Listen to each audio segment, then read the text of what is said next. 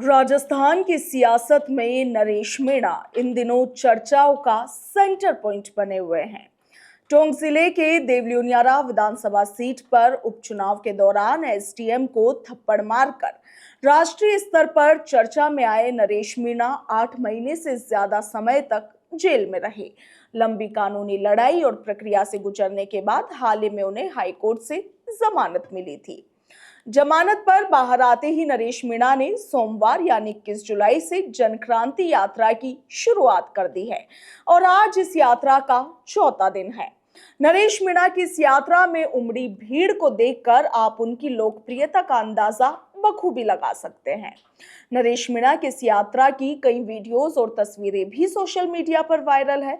नंगे पैर जनक्रांति निकाल रहे नरेश मीणा के पैरों में अब छाले पड़ चुके हैं, मगर उनका जज्बा अभी भी बरकरार है। इसके साथ ही उनके चाहने वाले इस यात्रा में एक भी पल उनका साथ छोड़ने को तैयार नहीं है।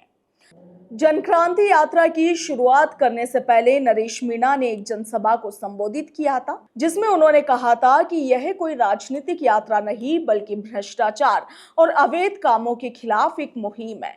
उनकी ये यात्रा देश के युवाओं और किसानों के लिए है, मगर क्या ये सब कुछ सच है? नरेश मीणा की इस यात्रा को कुछ लोग काफी सपोर्ट कर रहे हैं, तो वहीं कुछ लोगों का ये कहना है कि नरेश मीणा जेल से बाहर आने के बाद सियासी शतरंज खेल रहे हैं और इस यात्रा के माध्यम से उन्होंने अपनी पहली चाल भी चल दी है। गौरतलब है कि नरेश मीणा बारां जिले के कवाई इलाके के रहने वाले हैं। बारां जिले के छबड़ा से पहले साल 2023 में विधानसभा चुनाव भी लड़ चुके हैं, मगर उस वक्त उन्हें हार का सामना करना पड़ा। बारां जिले की ही अंता सीट पर पिछले विधानसभा चुनाव में बीजेपी से विधायक बने कंवरलाल मीणा को तकरीबन 20 साल पुराने केस में सजा हो जाने के कारण उनकी विधायकी चली गई। अंता सीट अभी खाली है और इस पर उपचुनाव होने को है। राजनीतिक जानकारों के मुताबिक जेल से बाहर आते ही नरेश मीणा की राजनीतिक महत्वाकांक्षा एक बार फिर से जाग उठी है। थप्पड़ कांड में जेल जाने के बाद उनके पक्ष एक लहर चली थी और वे इस लहर पर सवार होकर बीते 8 महीने से चर्चाओं में बने हुए हैं और अब वे इसे भुनाना चाहते हैं। जमानत होने के बाद उनकी सक्रियता ने कई बड़े सवाल भी खड़े किए हैं। आखिर नरेश मीणा ऐसा कर क्यों रहे हैं? क्या ये उनकी व्यक्तिगत महत्वाकांक्षा, सामाजिक समीकरणों का दबाव या फिर राजस्थान की राजनीति में बदलते समीकरणों का परिणाम है? दरअसल नरेश मीणा का राजनीतिक सफर राजस्थान यूनिवर्सिटी की छात्र राजनीति से शुरू हुआ था।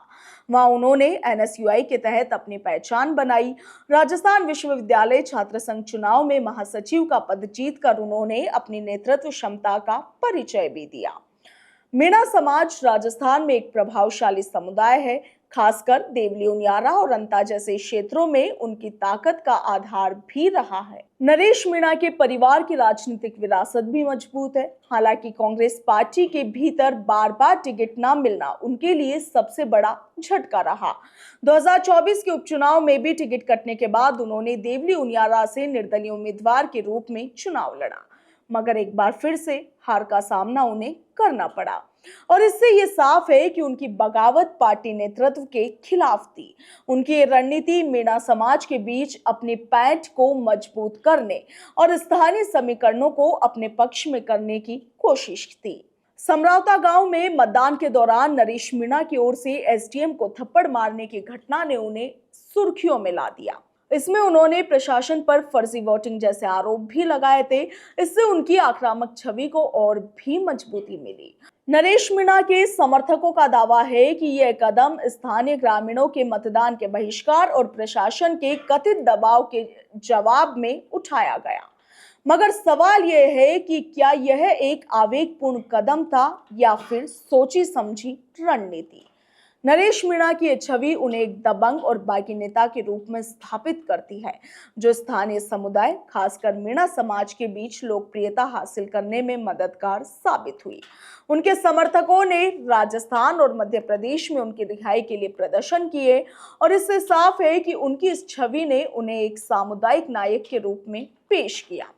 उनकी हालिया जनक्रांति यात्रा विशेष रूप से गुर्जर, मीणा और धाकड़ जैसे जातीय समीकरणों वाले क्षेत्रों में उनकी रणनीति को और भी साफ करती है। नरेश मीणा का व्यवहार, उनकी व्यक्तिगत महत्वाकांक्षा, सामुदायिक समीकरणों का लाभ उठाने की रणनीति और राजस्थान की राजनीति में अपनी जगह बनाने की कोशिश का परिणाम है।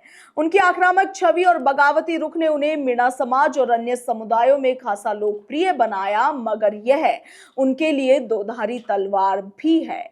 जेल से रिहाई के बाद उनकी सक्रियता और बयानबाजी ये साफ संकेत देती है कि वे अब एक दीर्घकालिक राजनीतिक रणनीति पर काम कर रहे हैं। अंतः उपचुनाव नरेश मीणा के लिए एक नया अवसर हो सकता है, मगर उनकी सफलता इस बात पर निर्भर करेगी कि वे अपनी छवि को कितना संतुलित कर पाते हैं। बहरहाल राजनीतिक दांवपेच जारी है। आपका क्या कुछ कहना है कमेंट सेक्शन में जरूर लिखिएगा। फिलहाल के लिए इतना ही। नमस्कार।